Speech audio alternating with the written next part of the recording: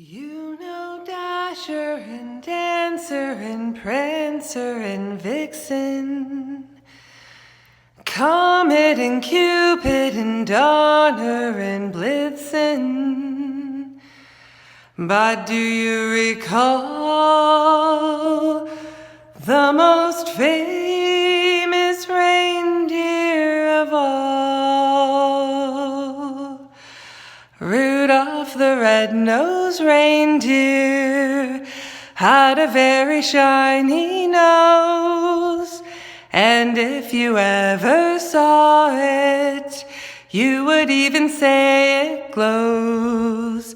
All of the other reindeer used to laugh and call him names. They never let poor Rudolph join in any reindeer games.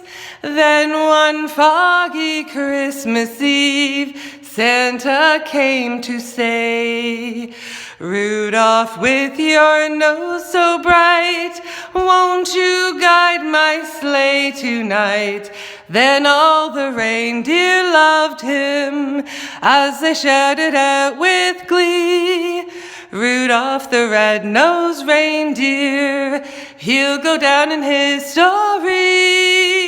He'll go down in history."